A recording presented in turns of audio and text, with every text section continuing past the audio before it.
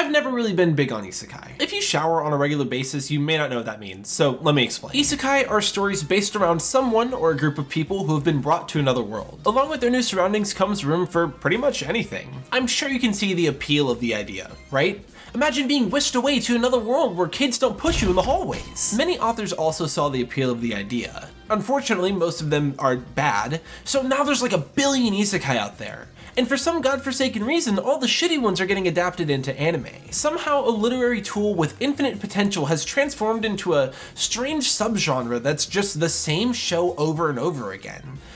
Or at least that's what I thought. At the beginning of this year, I remembered that I probably didn't know everything in high school and decided to watch some isekai to figure out if my prejudice against them was warranted or not. That night, I opened Crunchyroll and picked 3 random series and binged them all, which is probably the dumbest way I could have jumped back into the genre. After watching the good, the bad, and the ugly, I decided that there could theoretically be an isekai that I like. Some mythical series out there that would take this idea seriously and not piss me the hell off. I hadn't found it yet, but with your help, I may have. At the end of that video, I asked you guys for recommendations on series that I might enjoy, and you certainly delivered. You delivered so hard, I had to put them in a spreadsheet. With your guidance, I decided to watch Grimgar, Ashes and Illusion, The Red Ranger Becomes an Adventurer in Another World, and Saga of Tanya the Evil. It's a weirder batch this time. Grimgar, Ashes and Illusions is nearly wonderful. A lot of shows got recommended to me multiple times, but the one that caught my eye immediately was Grimgar. Last time I watched 2 shows that were just power fantasy garbage, so this seemed like a pretty natural place to pick back up. The concept of Grimgar is relatively straightforward. A bunch of people have been brought to this new world and stripped of all their memories. Since they have no money and no other real options, they enlist themselves as volunteer soldiers. They fight monsters and make money, and that's pretty much it. The catch is that the people we're watching fucking suck. Our main characters in the show are the losers who didn't get picked by all the other teams. And since they suck at their job, they don't get to buy nice things like new underwear or food. This is Monoto, the leader of the group. He's their healer that's also DPS for some reason. Monoto is the core of the team emotionally and tactically. If it weren't for him, the others would have probably died in their first battle. He's also not gonna die, guys. Don't even joke about that, it's not funny. They really depend on his healing and his reflexes and Stop! He's not gonna die! Yumei's the ranger and she's the girl. Chihuru is the other girl, but she's shy. I wish they got more than that, but what can you do? Moguzo is their tank. Ranta is horrible. I really just can't stand that guy. I guess we can't have a party without the annoying guy. For better or worse, he's doing his job pretty well. I can assure you he's annoying. And finally, Haruhiro is the rogue, also our main character. He's just an average dude. Most of the show is narrated by him, like Goodfellas style almost. So if you aren't into that, this may not be for you. Something I wanted to pay attention to in getting ready for this video is how these series handled the whole previous life aspect. There are a lot of ways someone could react to being brought to another world. And that's something you need to take into consideration when writing a story around this idea. Grimgar decides to sidestep the issue completely by removing all of our characters' memories. And this both works and doesn't. In the first few episodes, some lines reference modern day objects in passing before the characters realize they don't remember the thing they referenced. As an example, Moguzo makes crafts in his free time. Something he's been doing is carving airplanes out of wood, which is a cool way to hint at a character's past. Sadly, ideas like this are just that. Hinted at. I understand that you wouldn't mourn something you don't remember, and I like that more than I don't, but our party never questions that lack of information. It's just a little weird that no one brings it up, like ever. Grimgar is many things, but rushed isn't one of them. Let's take a look at how this series handles combat. The party is really weak, so they have to use group tactics to take out a goblin. A goblin. As in one at a time. Hunting is slow and gritty and drawn out, but naturally it gets a little faster as our crew becomes more efficient. In early Grimgar, it's interesting watching them learn how their different classes play with each other and seeing them grow to understand their roles. As they continue improving their skills, we begin to see them adapt their strategies and implement them in real time. Dude, they let the characters think! Thank God! I was starting to think it wasn't possible. With the exception of one scene, everyone's at a really nice sweet spot for their power. In this show, battles aren't won through, like, the author letting his self-insert do anything. It takes like skill and strategy, and that fucking rules. Something that's really nice to see is watching the characters test themselves in combat as they grow more competent. You can't do that if they're overpowered from the beginning. The combat isn't bad at all, but unfortunately, the quiet scenes are hit or miss for me. Episodes are filled with long conversations detailing how characters feel about whatever's happening. There are times this is written exceptionally well. Their first time killing a single goblin was so intense that they ended up taking leaving the back half of the episode to themselves to unwind. In that episode, we see everyone reflect and accept the reality of the situation, and it's nice to let these characters have moments like this to breathe. Grimgar is at its best when it's written like this. Unfortunately, we aren't always so lucky. It's genuinely a coin toss whether or not Grimgar will take its time or drag its feet. It is okay to end a conversation if the characters run out of things to say, guys. Of course, everyone's tolerance on this is going to be a little different, but I personally consider myself pretty patient when it comes to slow dialogue, and even I was starting to hit a point. The slower pace in a more grounded setting pairs well when everything's working together, but sometimes it seriously backfires. If just one thing is off, or if it's been too long since the last group affecting event, this show grinds to a halt. I can't tell you how difficult it was not to doomscroll during an intrigue drought. Sometimes shit just doesn't happen for a while, and we've got to deal with it. Believe it or not, this is at its worst with Ronta. I think he's too annoying for a series like this. All of his dialogue is about being the strongest in the group, or about how his class is the coolest, or it's objectifying the women. Every single time. Right there, Ronta, that's it. In case you were wondering, that's the reason girls will always hate you. Who asked you? I don't need advice from flat-chested chicks. Quit calling me that! Flat chest, flat chest, flat chest, flat chest, flat chest. I don't get it. She doesn't seem especially flat-chested to me. Watching him feels like there's an annoying guy in the group I'm with. And to be fair, that's realistic, and that's what the show is going for, but that's still really annoying. I was worried that the show is going from slow pace to completely stopped.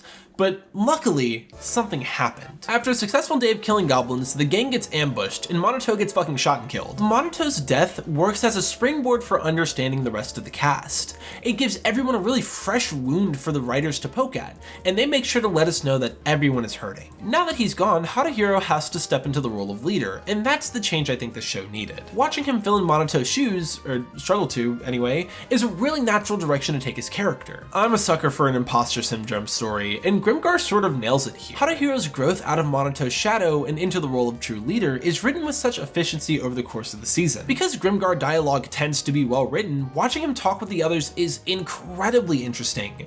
Until they run out of things to say. Now that we're following the person who's more or less managing the party, each conversation has more narrative weight behind it. The rifts in the group aren't just little arguments anymore. They're problems he has to tackle in order to keep everyone working together. For a convenient example, in one episode we get a new healer. She kinda doesn't fuck with them. And that's not good. So now it's up to Howdy to get everyone in the group to be nice to her so they don't end up dead. He's the one who realizes they have to accept her first, and luckily he manages to get it through everyone's thick skulls. As per usual, I have some issues with the finale, but I feel like it's pretty warranted this time. Their new healer, Mary, was in a party that got squad wiped by a large kobold called Death Spots. The goblins they've been fighting are getting more active, so for now, everyone's going hunting where Mary's party was killed earlier. At one point, we even run into the zombified remains of her friends, just to show us how serious the situation is. Later on, they get caught in the area by Death Spots, and it becomes a mad dash to get away in time. While they're escaping, Ronta saves Howdy and ends up getting left behind by the group. This annoying piece of shit is left alone, facing Death Spots and a whole gang of fodder kobolds, and then escapes off screen in between episodes? Dude, are you fucking serious? This is the same show that was painstakingly thorough about the ins and outs of life as an adventurer. Why abandon that at such a critical moment? It isn't over yet though. It's actually only gonna get worse, unfortunately.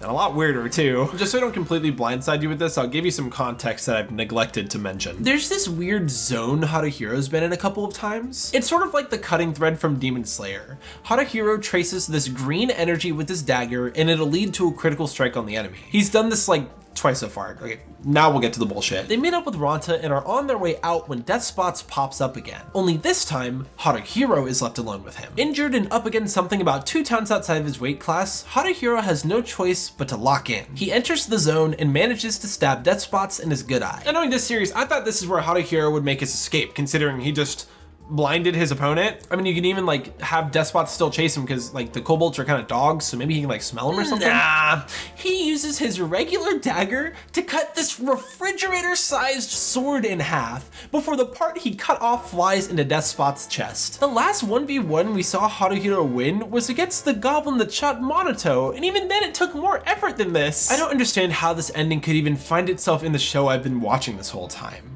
We've already established that these characters need to work together to survive in Grimgar, but the ending in the show is Haruhiro handling it by himself. It's just weird to see a series so thoroughly establish how relatively weak our characters are, just to end the first season with someone unlocking plot powers. Haruhiro is not special, and neither is anyone in the party.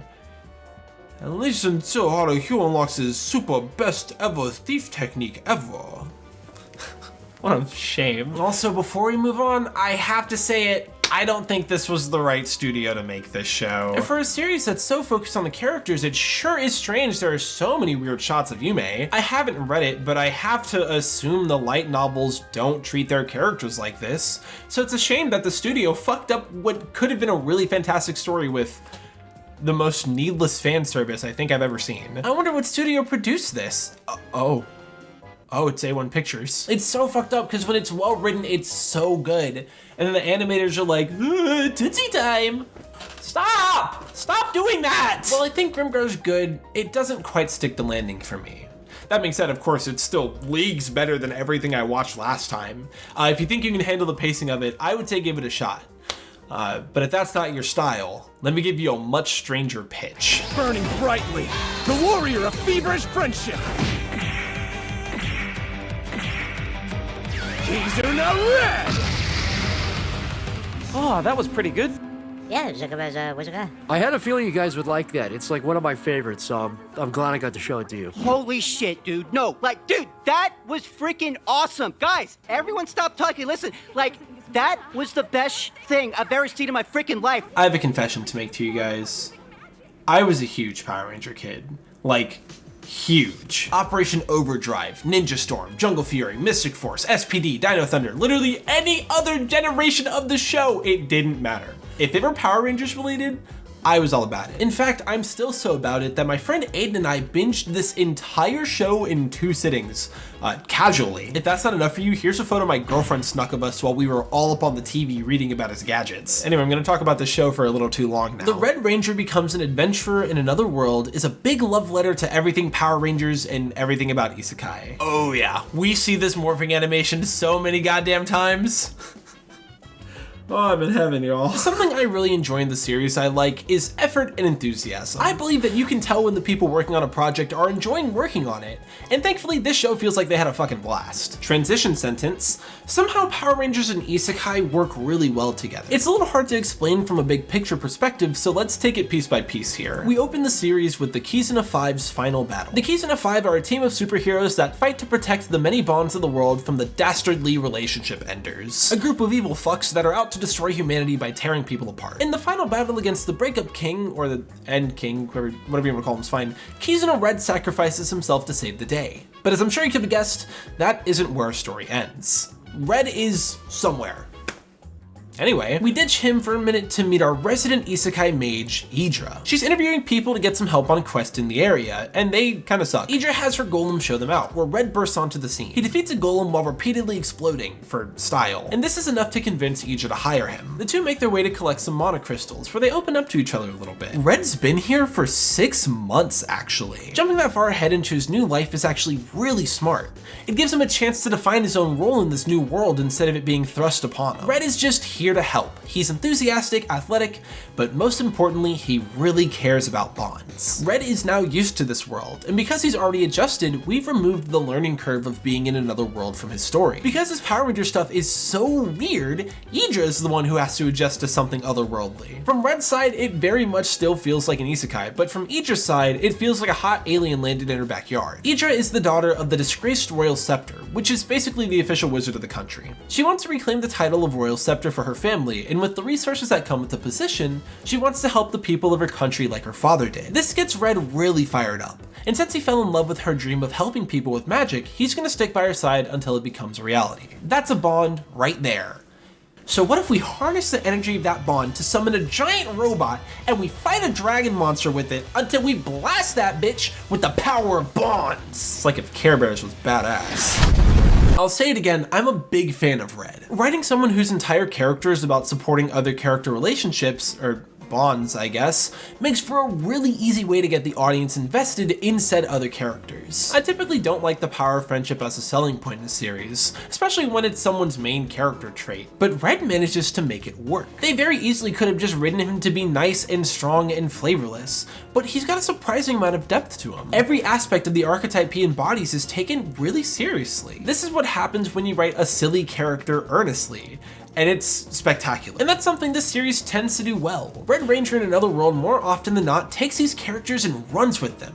It isn't afraid to poke fun at itself here and there, but it's at its best when it's being an honest adventure story. Logi and Princess Teltina are introduced in episode 3, and they bring the overarching plot with them. There's a whole bunch of these things called mana seeds, which offer some genuinely incredible magic depending on what the user desires most. This sounds nice and all, but once the magic of the seed grows beyond that of its user, they'll transform into a mana beast. Teltina's a kind soul who's looking out for her people and hunting down the ones responsible for distributing the mana seeds. I always enjoy a princess character when they're willing to get their hands dirty, and thankfully Teltina's pretty dope. She's also like a pretty good wingman for what it's worth. This isn't revealed till later, but Teltina has a mana seed of her own, but its only use is to remove the seeds from others. I love a neutral tool in a power system, and thankfully the mana seeds work wonderfully. Plus, they get pretty crazy later. Logi is her knight and the wielder of the hero's sword. He's super strong, but unfortunately he and Red don't get along very well. Logi is head over heels for Teltina and is sworn to protect her at all costs. He gets some moments where he's a bit of a dickhead, but he's honestly a fantastic foil for Red. Just like Red, he's terrified of being alone again. I mentioned Red is an orphan, right? I mentioned he's an orphan, right? Just like Red, he's terrified of being alone again, but luckily Teltina found him and pulled him back to reality.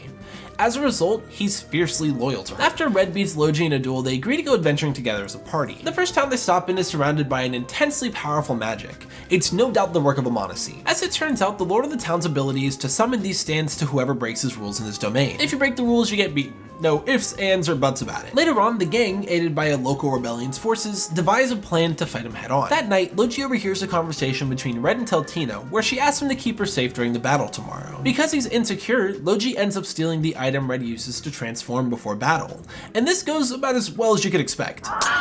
Eventually, they regroup, and Logi confesses that he stole Red's bond plate out of a fear that he would replace him as Teltina's hero. The beautiful thing is, now that it's out in the open, they can move past it and forge a bond that's even stronger than the one they had before. And then, the bad guy turns into the moon from Majora's Mask, and they use the power of that newly reforged bond to push him into outer space. And then, using maximum keys and a Kaiser, they cut that motherfucker in half. Power Grid is fucking awesome, guys. I know that was awesome. Don't worry, I'm not even done with that arc yet. Just after they clear that hurdle, they're randomly attacked by one of the Demon Queen's children, one of the 4 or 5 generals of her army, the Mardi Gras Man. In an effort to revive the Demon Queen, her children have been spreading around the mana seeds to create enough evil, fucked up energy. It's looking pretty bad for our heroes until the Holy Scepter shows up and repels the demon. After the fight, the Holy Scepter, whose name is Xiaoha, teleports everyone back to the royal capital. This is genuinely one of my favorite episodes of the show. You see, Idra's been slowly falling for Red ever since he said he was in love with her dream. It's actually a really well-written romance. They have fantastic chemistry together in every scene, which was like the last thing I was expecting from the show. And not that I'm complaining. Guys, her eyes are red because she has eyes for Red. In the outro, she has her own ranger suit and is saving Red from the first monster they fought. Bro, stop it. Anyway, they're talking to Xiaohe about the regulation of magic items, and at one point, she asks if Red realizes that Idra's dream is kind of ridiculous. Not everyone should be allowed to use magic tools freely for the safety of the public, right? People are fucking stupid. Red says that Idra's dream is gonna be hard to pull off. When she heard this, Idra's heart broke a little bit. Red is the only person who's been in her corner, and now he's agreeing with the girl who ruined her father's life. She can't handle it and storms out. This is honestly one of the best moments of the show. Why do I give a fuck about the romance in the Red Ranger Isekai? What am I doing with my life? Because he can summon a giant robot bird, he catches up to Idra and they have a heart-to-heart about her goals. Yes, it's gonna be hard, but he's gonna be with her the entire way to support her. Bond reforged, baby. The second half of the show is just non-stop gas. I was gonna try to like maybe isolate a section of it to talk about, but it just flows so well and it's really good. So I'm gonna skip some of the details, but I'm gonna tell you all about it. The gang is heading out to the Sun Forest to investigate some mysterious power, presumably a mana seed, that the elves have been using. Before I forget to mention it, this is a really cool setting. A forest of giant cacti? Dude, that's fucking awesome. Once they get there, they find out the mysterious power isn't a mana seed. It's another morpher. The Guardian of the Elves is a Pharaoh-themed Kamen Rider! Fuck off, it's so cool. This is Rania, and as the village chief, she's inherited the power of Amen to protect her people. It turns out Red has actually been prophesized for 1,000 years to save the elves from a threat that would destroy the entire Sun Forest. That threat is a seer, a monoseed user who's the lord of a nearby village. His monoseed allows him to turn anything into sand, also just like control sand in general, and also he stops time? For some reason, he wants the Amen morpher so he can end racism by ruling over everyone equally. Which, like, sounds a little silly, but he's getting manipulated by a demon, so I'll give him a pass. Asir was given the monoseed after his father was murdered for not being racist. And if he can rule the world, he can create a safe place for demi-humans to coexist with everyone. Rania would have helped him with this if he would have been upfront about it. But since he's being corrupted, they've got to stop him. Before we go fight him, we get a really good episode that's just about Red's backstory. It's like a regular episode of Power Rangers. Anyway, this is how that episode ends. Asir and his goons are here. They take everyone hostage and we move towards our finale. Red and Co beat the goons without too much trouble, but Asir's just too strong. He isolates Rania and steals the morpher from her, so now it's up to Red. So Red fights him to a standstill until everyone uses the 5-man gun of friendship, but before he's beaten, Asir turns into several sand tornadoes. Red summons Kizuna Kaiser and they rush to protect the forest. Inside the cockpit, Idra and Red use the power of their love to turn Kizuna Kaiser gold and boost Idra's magic. Using Rania and Asir's bond, they manage to recompose his physical body and remove the monoseed. Thank God.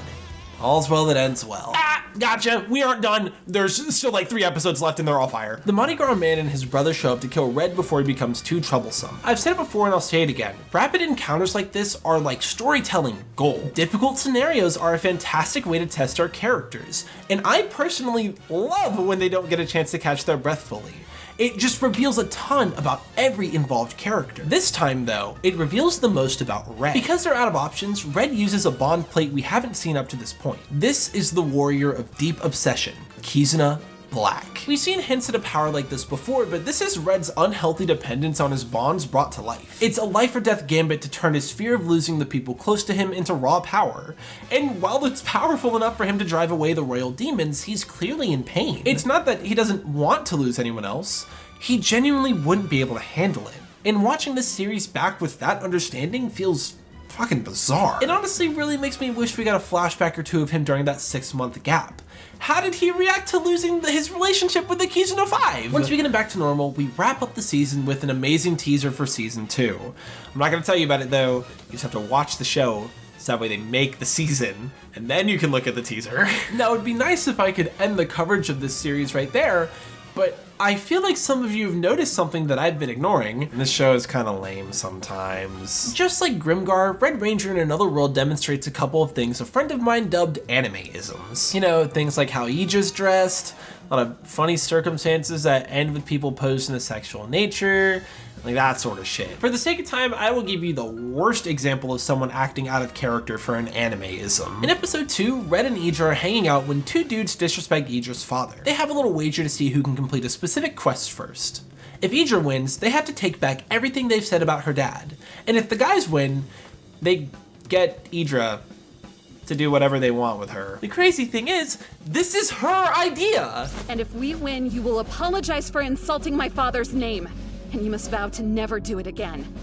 But if you two win, I am yours, and I'll do whatever you tell me to. Why? The rest of the show is so cool about her character, and this just sticks out like a sore thumb. Like I said, it's the worst example. It's also just weird because the quest gets derailed by a bigger, badder Mana Beast in like 10 seconds.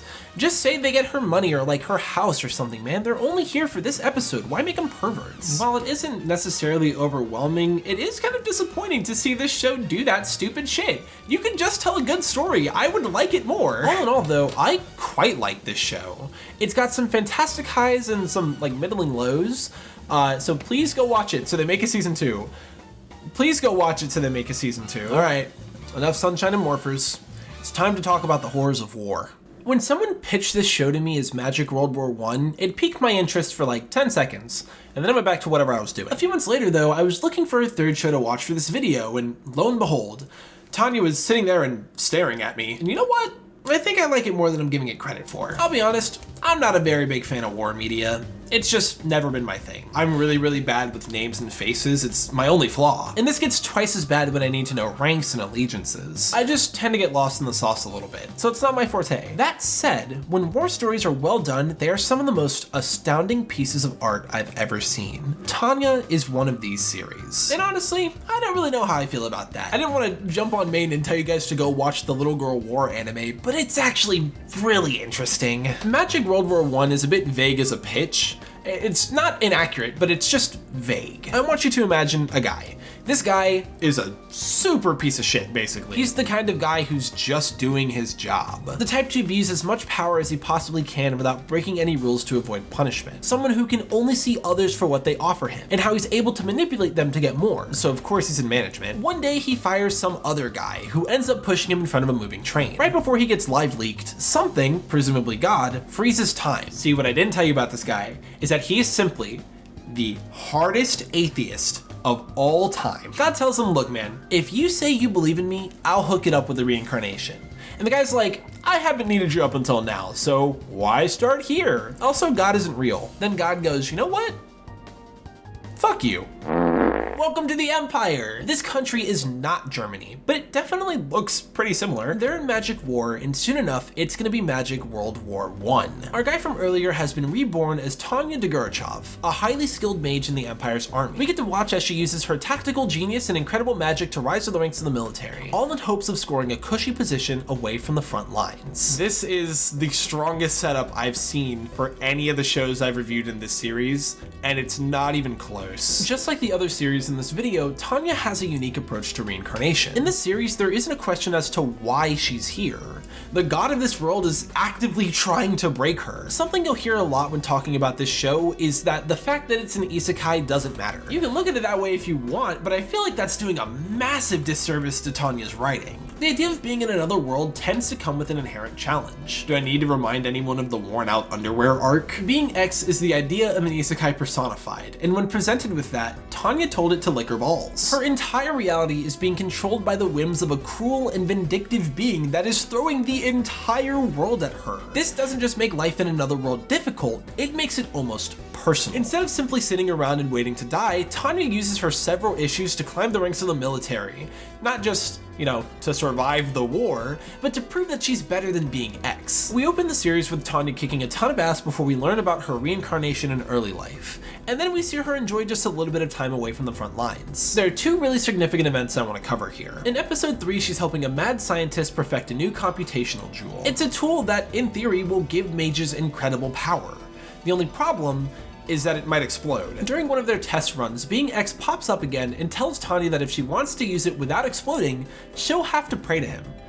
How's that for faith, jackass? Being X forcing Tanya to acknowledge his existence to fight against him is really cool. Every shot fired from the chamber is another reminder that something beyond her comprehension is watching and scheming against her. It offers some really unique questions for the audience. If Tanya is forced to use Being X's strength to survive, then isn't everything she achieves a result of their interference? Is this all a part of Being X's plans to make sure Tanya suffers, or is she actually succeeding in her war against God? Is she even more doomed than she realizes? Or is there a chance she can beat it? Being reminded that the world is literally against Tanya is awesome, but it's even better watching her screw herself over in episode 4. In episode 4, Tanya goes to War College and manages to score a private audience with Hans von Zetor. He's the deputy director of the Service Corps, which probably means something important. Tanya wants to impress this guy since he'd be able to recommend her for a position in the rear as a strategist. As they talk, Zetor asks her what she thinks about the war, and she ends up spilling the beans about World War I. To be fair, this is a good move in theory. The problem is that Zetor asks Tanya what they should do about it. Because they're so smart, they come up with a plan surrounding the Empire's mages. If the regular dudes with non-magic guns can hold out long enough, they can send a rapid response team out to annihilate enemy forces. These mages would move from battle to battle as quickly and efficiently as possible. If successful, they could theoretically stop the Empire from bleeding resources long enough to win this war. Zetor is very impressed with the idea and asked her to write a report about it, and a whole lot of people read that thing, and it's genuinely scary. What else are they to do but put Tanya's plans in action? That only leaves the question of who to lead the battalion, but you know what? I think I know just the person for the job. Tanya being thrust back onto the front lines because her report was too good is really funny, but I also think it's really smart. While it's true that the universe is literally out to get her, being X didn't have anything to do with this one. Tanya is solely responsible for putting herself back in danger. Honestly, don't know what she expected when she told her boss, hey man, the war's gonna get really bad unless you follow these specific instructions, and then proceeded to tell the future. Moments like these feel just as important as the stuff with being X, and honestly feel even more engaging. Tanya is now in command of the 203rd Battalion, and they are a fascinating group to look at. This is the detail we follow for the vast majority of the show, and thankfully they're written with incredible skill. Something this show does really well is demonstrate how different these people are when they're on and off the battlefield. Everything that happens in the back lines feels like a giant game of chess, and then the front lines are like straight up hell. In battle, the 203rd Battalion look monstrous. The gunshots are deafening. It like fucking sucks, man. Thankfully, we get a good amount of downtime with the commanding officers of the 203rd. Each of them carries unique opinions on what they're doing and what it means to serve their country. Unfortunately, when they're in battle, they're being led by a lunatic. There's an episode of the show that tackles this idea head on. In episode 8, Tanya and the 203rd are sent to wipe out a rebel force that's hiding within some newly claimed Empire territory. Important note, there are civilians there. There's some weird legal loophole-y shit going on here though. The Empire issues an evacuation notice, and if anyone stays behind, they'll be classified as rebels, which means they need to be killed. This means a lot, but the most tangible impact is that the Empire is allowed to start using artillery to fire on the city. It's some real Buster Call shit. The operation is a success, but one member of the 203rd, Glands, is having a crisis. Tanya receives additional orders to fire her magic at the mages protecting civilians as they flee the city. She needs to kill those mages for the artillery to keep fire, and when Glands overhears this, he tries to stop her from taking the shot. In a genuinely nauseating scene, we watch Tanya stroke his fears and manipulate him into following orders. And as he fires, we cut away. As it turns out, this entire operation is based on another one of Tanya's papers. Because a civilian could turn into an enemy one day, she wrote a paper that explained how to legally kill them with artillery fire. Watching Tanya use the following orders excuse is insane, but I think it kind of proves the point. Is Glanz as bad as Tanya? I wouldn't say so, but she's like insane. Is Glanz culpable and should he be held responsible for killing innocents even if he was just following orders? Yes! I don't know the author's politics, but I'm pretty sure they'd agree with me considering the show is called Saga of Tanya the Evil. Clearly they don't condone the shit. I'm really scared this is one of those fan bases and I'm like setting myself up for failure, but what can I fucking do? I also want to mention that there's a ton going on under the hood here that I can't really address in this review. It's the con of reviewing 3 shows in one video. I don't get to talk about them for as long as I want to.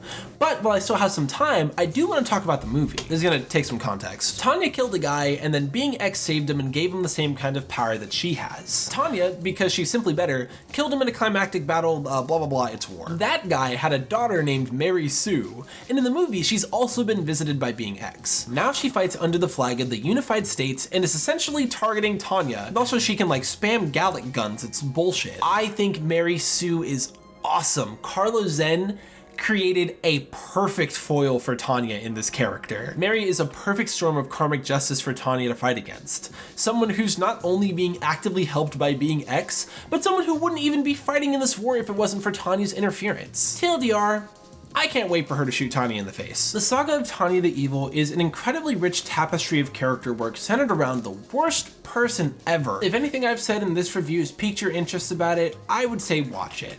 But if it doesn't sound like it's for you, don't do it, twin. So, what's the verdict? Is Isekai dog shit, or was I wrong? Well, I was wrong, but I don't like being wrong, so it's more complicated than that. I don't think it's unfair to say that modern isekai is largely dog shit. It's become a nonsensical Ouroboros of a genre. Each show borrows so much from each other that it becomes a game of choosing the better gimmick, or more realistically, picking out which wolf girl has the best rack. These are the kinds of shows I stumbled into, and I can't imagine I'm alone in that experience. How can you not stumble into all this shit? It's everywhere! But if you know what to look for, or rather what to avoid, it really isn't that bad. There are, in fact, good shows that use this tool and take this idea seriously. Series that deserve your time and support. So as we continue on this journey together, I'm gonna try to make sure I shine the spotlight on the ones that do. I'm under no illusion that I can turn the tide of an entire industry. I am but a small YouTuber shouting into the void here. But if there's anything I want you to take away from this video, It's that you need to watch the Power Rangers show 4 times, like back to back to back, so we can get a season 2. Please. Please! And that's about all I've got for you this time. If you guys enjoyed this video, you should totally subscribe to the channel because I've got more great stuff coming your way. Also like the video, duh, but like, subscribe first. I've been talking for way too long, so I want to hear what you guys have to think. Have you seen any of these shows? And if so, what'd you think about them? What show should I watch for next time? I want to do one more batch of 3 like this, and then I'll give ReZero its own video so you don't have to comment that one. And then we're gonna take a break from Isekai for a little bit. I also keep forgetting to mention we have a Discord now. You can either scan this QR code or there's a link in the description. I just keep forgetting to mention it, so here it is. As always, I'm Knightley. You've been absolutely incredible, and I'll see you relatively soon. Peace. Ugh. Not that I particularly like self-promoting, but the channel's really close to 50,000 subscribers, guys. I've got something super awesome planned for the celebration, so you should totally help us get there. If you're already subscribed, you can go, like, click off, it's fine, but otherwise, I'm just gonna stare at you.